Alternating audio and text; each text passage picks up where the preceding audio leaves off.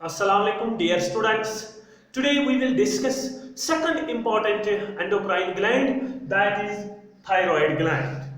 तो पहली जो ग्लैंड हमने डिस्कस जो प्रीवियस लेक्चर्स में हमने की थी that was about pituitary gland. तो डियर स्टूडेंट्स वहां पर मैंने आपको ये बताया था कि जो पिट्यूटरी ग्लैंड है, pituitary gland is the smallest gland endocrine gland in our body, but thyroid gland it is the largest endocrine gland present in our body. हम इस तरह से लिखेंगे कि and thyroid gland is the largest endocrine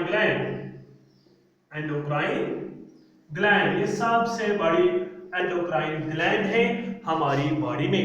अगर आपसे ये कोई पूछेगा कि सबसे छोटी कौन है तो आप बताएंगे पिट्यूटरी, और सबसे बड़ी एंडोक्राइन ग्लैंड है वो है थायराइड ग्लैंड. और इसका जो वेट है इट इज अबाउट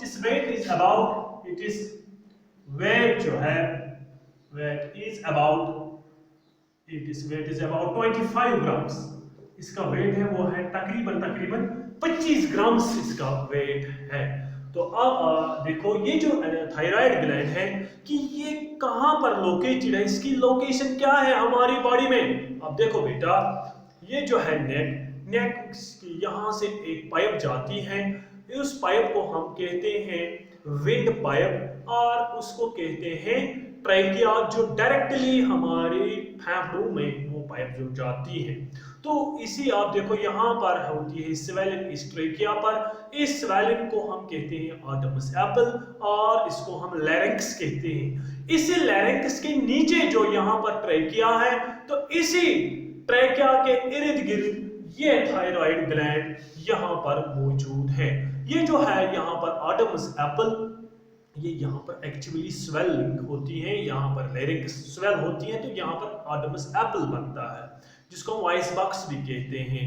अब देखो बेटा ये जो ऑटमस एपल है it is prominent in males में ये बड़ा होता है कंपेयर टू फीमेल्स. तो इसी के नीचे यहाँ पर ये थायराइड ग्लैंड मौजूद होती है. तो अब देखो ये जो थायराइड ग्लैंड है हम ये लिखेंगे कि ये जो थायराइड है इट इज लोकेटेड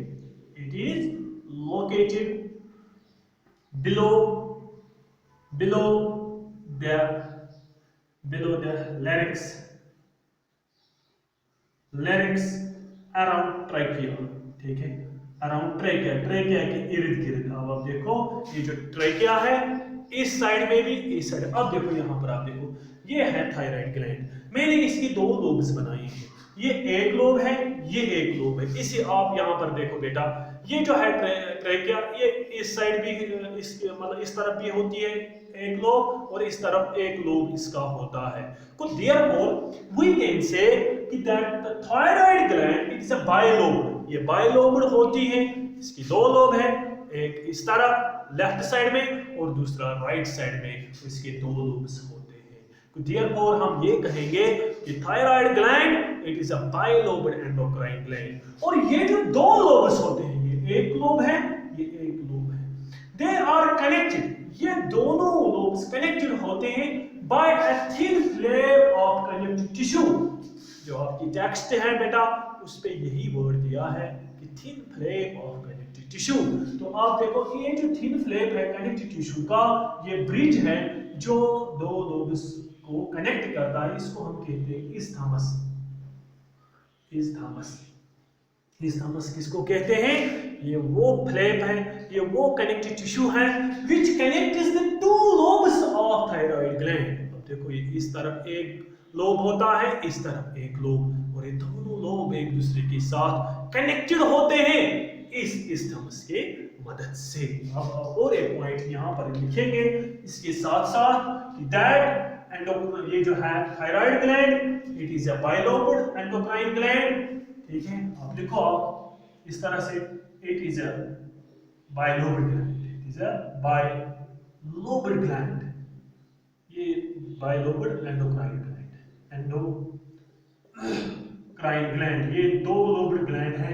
ठीक है, इसके दो लोब्स होते हैं and both the two lobes are connected by a thin flap of connective tissue called isthmus, ठीक है. Bilobed gland which are connected, ठीक है, connected by a thin flap of connective tissue, जो कनेक्टिव टिश्यू के एक flap connective tissue की मदद से जो कनेक्टेड रहते हैं एक दूसरे के साथ, उस कनेक्टिव टिश्यू को हम कहते हैं एक isthmus, कॉल्ड isthmus, ठीक है, isthmus.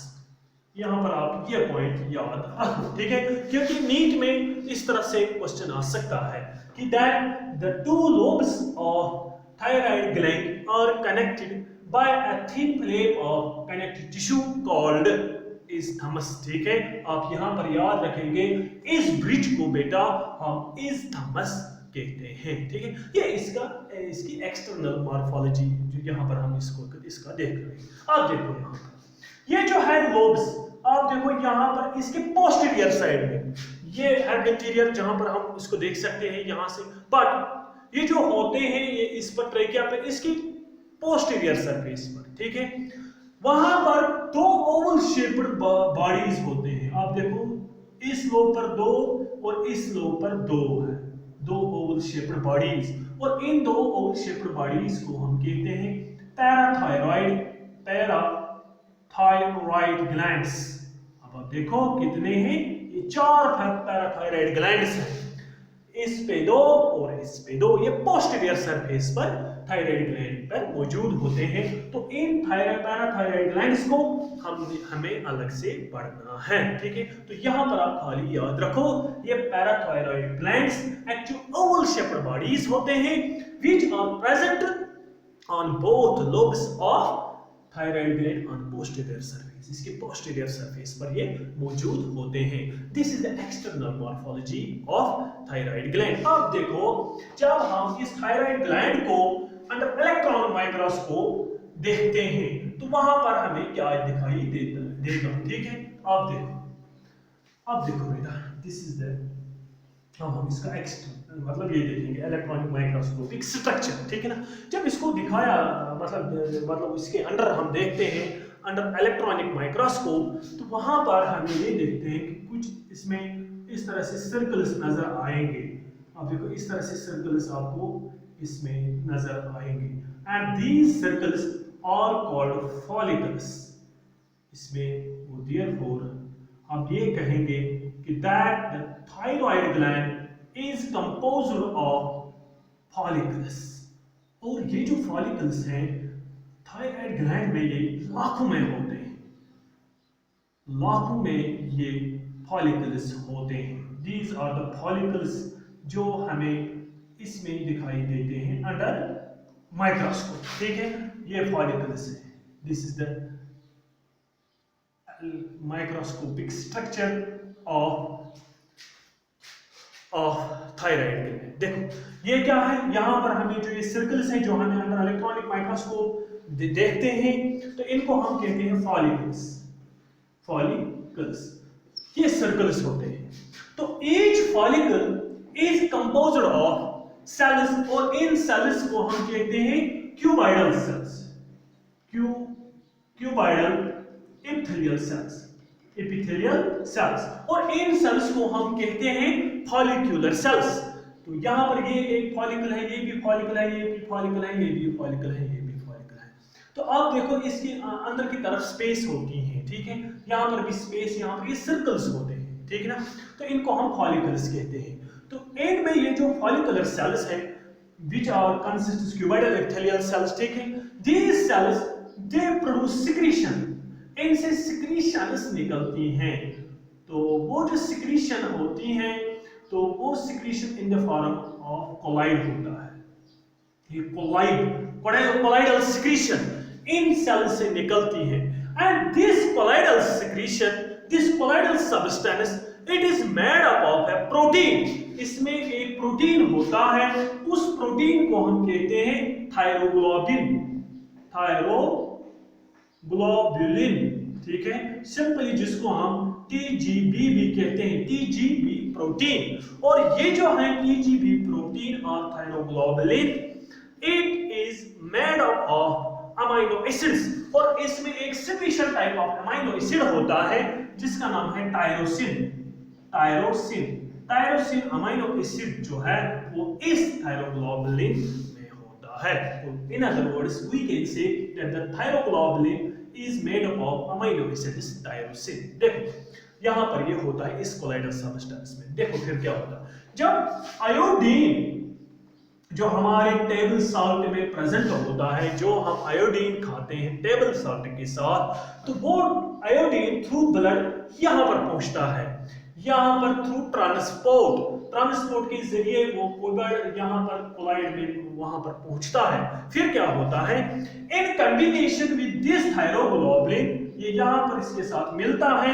फिर क्या होता है, after combining with this thyroglobulin, तो दो हार्मोन्स इससे बनते हैं। कब बनते हैं, जब आयोडीन कंबाइन करता है यहां पर थायरोग्लोबुलिन प्रोटीन के साथ, तो फिर यहां पर दो हार्मोन्स उससे सिंथेसिस होते हैं। तो हम ये कहेंगे कि ये जो हार्मोन्स सिंथेसिस होते हैं वो थायरोग्लोबिन और आयोडीन से सिंथेसिस होते हैं। देखो कितने हार्मोन्स इससे बनते हैं, दो हार्मोन्स। एक हार्मोन को बेटा हम सिंपली कहते हैं टेट्रा आयोडो थायरोनिन, ठीक है, जिसको हम T4 भी कहते हैं। टेट्रा आयोडोथायरोनिन क्यों कहते हैं, क्योंकि इसमें 4 आयोडीन मॉलिक्यूल्स होते हैं, तो इसीलिए बेटा हम इसको कहते हैं टेट्रा आयोडोथायरोनिन और T4।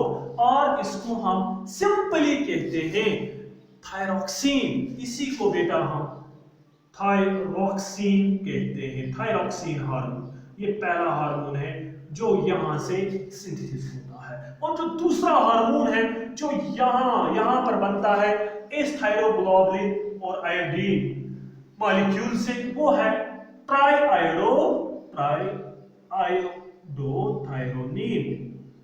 थायरोनिन, जिसको बेटा हम सिंपली T3 कहते हैं।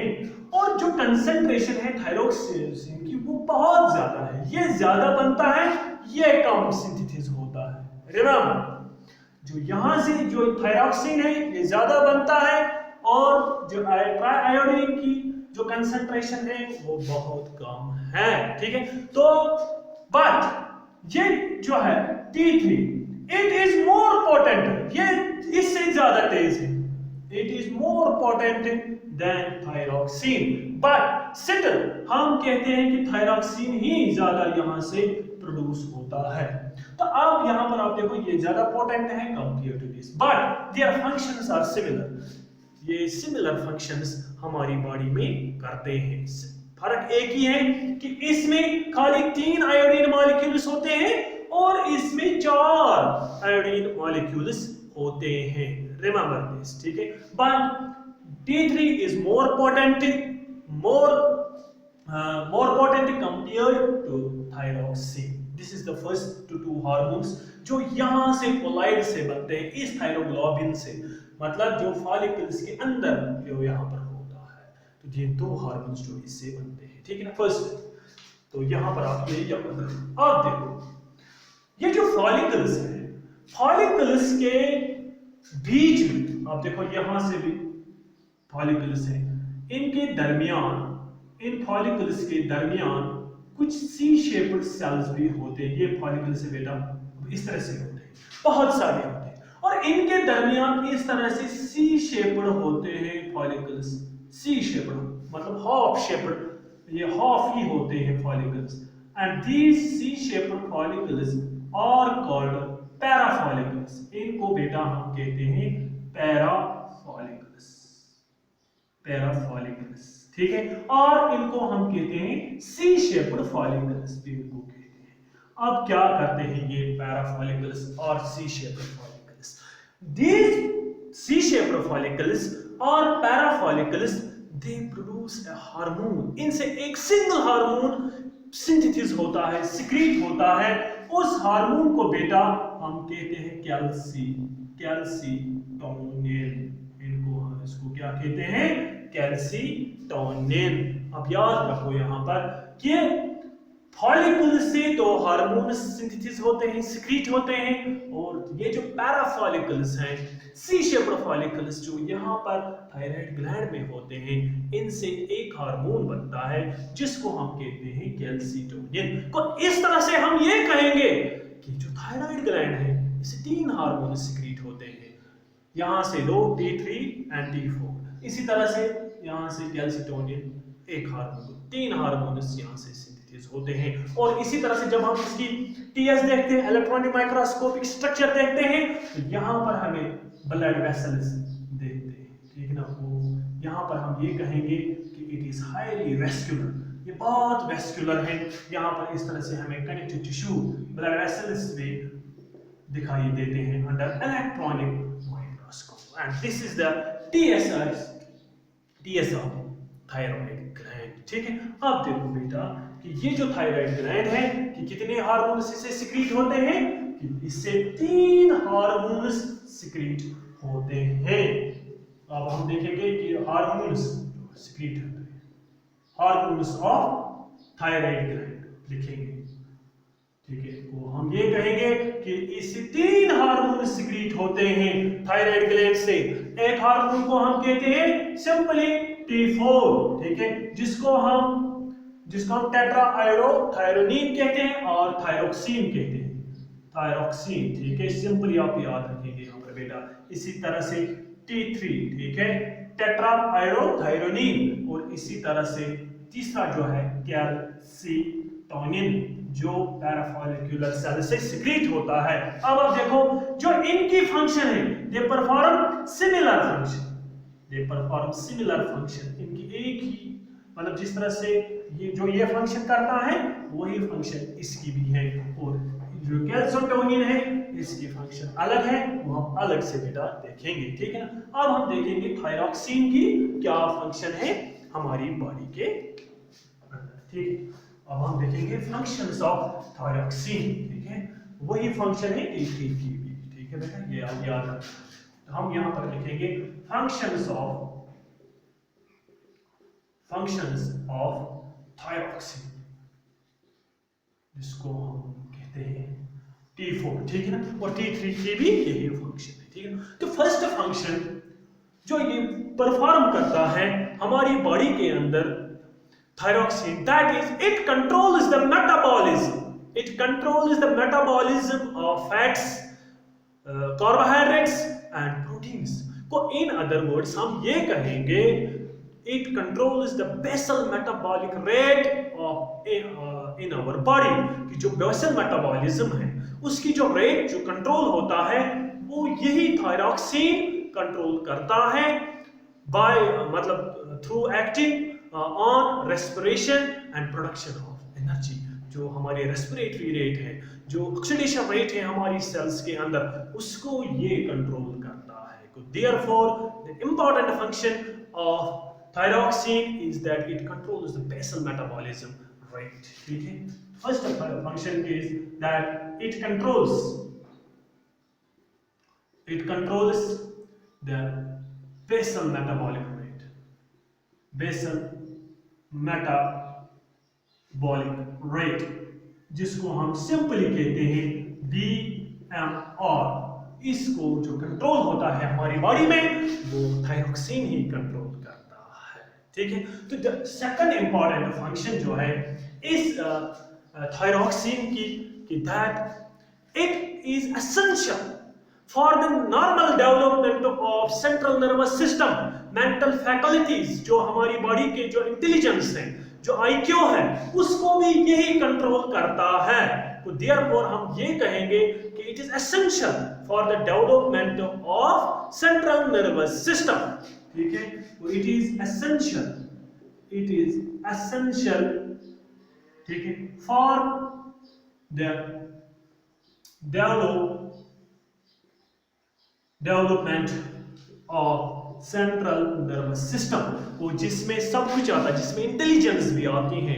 और आप देखो कि जिस बच्चे में थायरोक्सिन की कमी होती है वो बच्चा हमेशा मेंटली रिटार्डेड होता है, और जिस अडल्ट में थायरॉक्सिन की कमी हो जाती है वो हमेशा हमेशा लेस इंटेलिजेंट होता है, और उसकी मेमोरी जो है वो भी डिक्रीज होती है, मतलब वो ना उसके साथ हो जाती है, ठीक है ना। तो देयरफॉर हम ये कहेंगे कि it is necessary for the development of central nervous system, तो ये इसके लिए जरूरी है।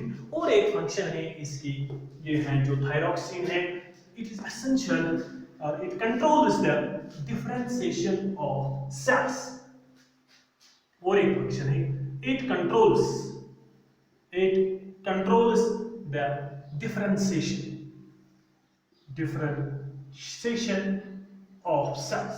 जो सेल्स, जो टिश्यूज हमारी बॉडी में डिफरेंशिएट होते हैं उसको कंट्रोल यही थायरॉक्सिन करता है।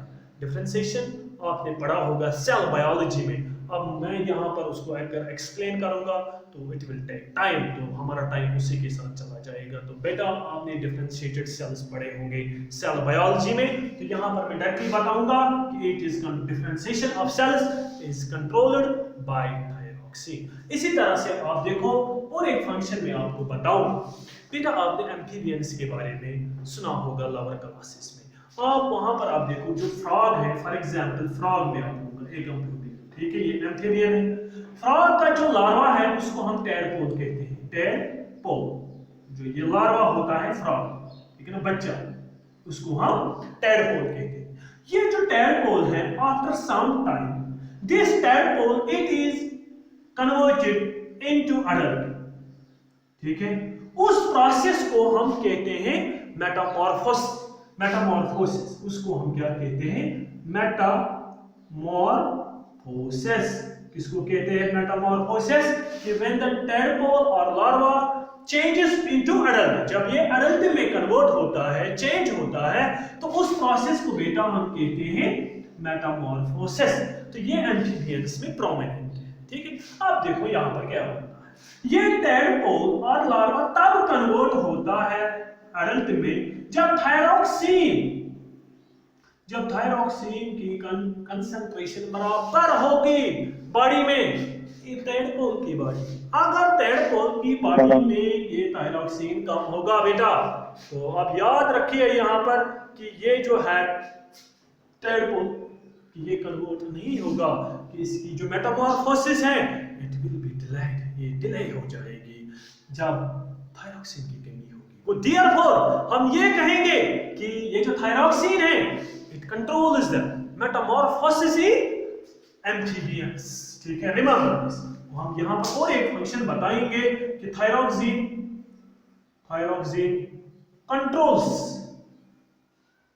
Controls Metamorphosis in adults, in amphibians. Amphibians में इसको कंट्रोल करता है, ठीक है ना। या रिमेंबर और एक फंक्शन है, ये जो थायरॉक्सिन है इसकी और एक फंक्शन है बेटा हमारी बॉडी में कि that it controls the heart rate, ये हमारी हार्ट रेट को कंट्रोल करता है। इट कंट्रोल्स हार्ट रेट, मतलब हार्ट बीट जिसको हम कहते हैं, ठीक है ना। आप देखो जिस पर्सन में ज्यादा थायरॉक्सिन ज्यादा है तो वहां पर क्या हार्ट रेट बढ़ती है, उसमें ज्यादा हार्ट बीट तेज, बहुत तेज होती है। और अब अगर थायरॉक्सिन की कमी हो जाएगी हमारी बॉडी में, उससे ये होता है कि हार्ट बहुत स्लोली उठता है उस टाइम। तो अगर हम डॉक्टर के पास जाते हैं ना, अक्सर जब हम उसको कहते हैं कि डॉक्टर साहब मुझे पेन होती है, यहाँ पर हार्ट रेट कम है या तेज है, तो वो हमें ये रिकमेंड करता है go for the test, go for thyroxine test. आप देखो थायरॉक्सिन का टेस्ट करो, अगर थायरॉक्सिन ज्यादा होगा तो हार्ट रेट बढ़ती है उस टाइम, और अगर कम होगा, अगर ज्यादा कम होगा तो हमारा हार्ट बैठ भी सकता है। तो इसका मतलब ये है कि it is essential for the maintenance of heart rate. इतना नहीं बल्कि और एक फंक्शन है इसकी, it controls our mood, it is essential for controlling the mood. ये जो हमारा मूड है इसको भी कंट्रोल करता है। जिस पर्सन में थायरॉक्सिन की कमी होती है ना, वो इंसान हमेशा उदास रहता है, क्योंकि ये जो है कि हमारे रेस्पॉन्स सूनेस उसको भी ये कंट्रोल करता है। इसी तरह से थायरॉक्सिन की और एक फंक्शन है, इट कंट्रोल्स और it increases the gastric juice secretion, तो therefore it controls the gastric motility, ठीक है ना, it increases the gastric juice secretion, ठीक है। अब आप देखो जिस इंसान में ज्यादा ये थायरॉक्सिन होता है, आपको मालूम है वो क्या करता है, ही इट इज वेराशियली, उसको कुछ भी सामने रखो वो खाता रहता है दिन भर, but without putting any weight, वो बहुत ज्यादा खाता है but without putting any weight, पता ही नहीं चलता है कि इसका वेट कहां चला गया, क्योंकि ऐसे पर्सन में क्या होता है कि ऐसे पर्सन को बहुत एपेटाइट होती है, मतलब एपेटाइट ज्यादा लगती है, ठीक है ना, और उससे क्या होता है कि बेसल मेटाबॉलिज्म जो होता है एक्चुअली थायरॉक्सिन से वो बहुत ज्यादा होता है, ठीक है ना। जब मेटाबॉलिक रेट ज्यादा होगी, नेचुरली ऐसे इंसान को बहुत भूख भी लगती है और वहां पर वेट गेन नहीं होता है, कि ठीक है ना। हम यहाँ पर it increase the gastric secretion, ठीक है ना। तो अब और एक फंक्शन है, it controls the activity of gonads, मतलब रिप्रोडक्टिव ऑर्गन्स जो है उनकी एक्टिविटी को ये कंट्रोल करता है। It controls the activity of gonads. Gonads किनको कहते हैं बेटा, ये कहते हैं रिप्रोडक्टिव ऑर्गन्स जो है उनका काम जो है, उनके काम को भी ये कंट्रोल करता है। अब देखो ये जो थायरॉक्सिन है, it is essential for the maintenance of pregnancy, ये प्रेगनेंसी को मतलब उसको मेंटेन करने में भी ये मदद करता है। इसी तरह से अगर हम देखेंगे जिस फीमेल में इसकी ज्यादा कंसंट्रेशन होती है, मतलब हाइपर सिक्रीशन होती है, तो उस फीमेल में इरेगुलर पीरियड्स होते हैं, इरेगुलर पीरियड्स होते हैं, तो ऐसे फीमेल में इरेगुलर पीरियड्स होते हैं। और अगर इसकी कंसंट्रेशन कम हो जाएंगे, मतलब बहुत कम निकलेंगे, तो वहां पर ऐसे फीमेल में एमेनेरिया उसकी मतलब वहां पर कोई मेंस्ट्रुअल साइकिल ही भी स्टॉप हो सकता है जब इसकी कंसंट्रेशन कम हो जाती है। तो हम यहाँ पर ये कहेंगे कि ये जो है thyroxine, it also affects the menstrual cycle of females में, मतलब मेंस्ट्रुअल साइकिल जो होता है, मंथली पीरियड होता है, उसको भी ये थायरॉक्सिन कंट्रोल करता है। इसी तरह से मेल्स में भी ये रिप्रोडक्टिव एक्टिविटी कंट्रोल करता है। जिस मेल में ये इसकी कंसंट्रेशन जब कम हो जाती है तो इम्पोटेंसी हो सकती है। And these are some of the important functions of thyroxine. इसके और भी फंक्शंस हैं बट हम उतना डिटेल में नहीं जाएंगे, उतना आपको नहीं पढ़ना है। तो यहाँ पर हमने आज थोड़ी सी बहुत इसकी फंक्शंस पढ़े हैं। तो ये है थायरॉक्सिन की फंक्शंस, जिसमें T4 और T3 भी आता है। अब और एक हार्मोन है जिसका नाम है कैल्सीटोनिन। आप देखो बेटा, ये जो कैल्सीटोनिन है इसकी एक इंपॉर्टेंट फंक्शन है, it controls the level of calcium in blood. It controls the level of calcium in blood. ये हमारी ब्लड में कैल्शियम की लेवल को कंट्रोल करता है। जब कैल्शियम की कंसंट्रेशन बढ़ती है हमारी ब्लड में तो ये उस टाइम निकलता है, फिर ये क्या करता है, it promotes the reabsorption of calcium from blood into bone. से बोन मतलब उसको रीअब्जॉर्ब करवाता है, ठीक है ना। और इससे क्या होता है, इससे ये होता है कि ऑस्टियोपोरोसिस से हमें ये बचाता है। मतलब जो ऑस्टियोपोरोसिस मतलब जिसको पर्सन को ऑस्टियोपोरोसिस होती है, उस पेशेंट में ये कैल्सीटोनिन बहुत कम होता है। क्यों?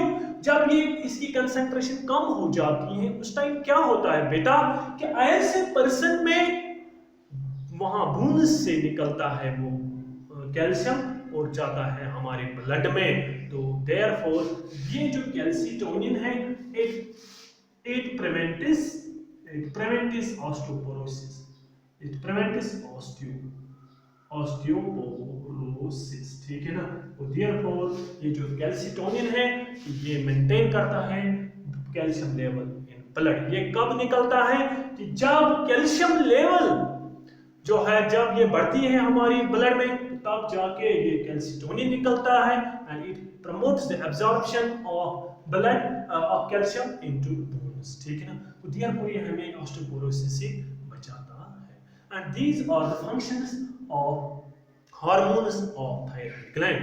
अब जो बचा है वो है डिजीजेस ऑफ थायराइड ग्लैंड। जब मतलब ये जो थायराइड ग्लैंड है जब इसमें डिजीज लगती है, मतलब जब हाइपोसिक्रीशन होती है और हाइपर सिक्रीशन होती है, फिर क्या होता है, तो इंशाल्लाह वो हम नेक्स्ट टॉपिक में डिस्कस करेंगे। ठीक है, तब तक खुदा हाफिज।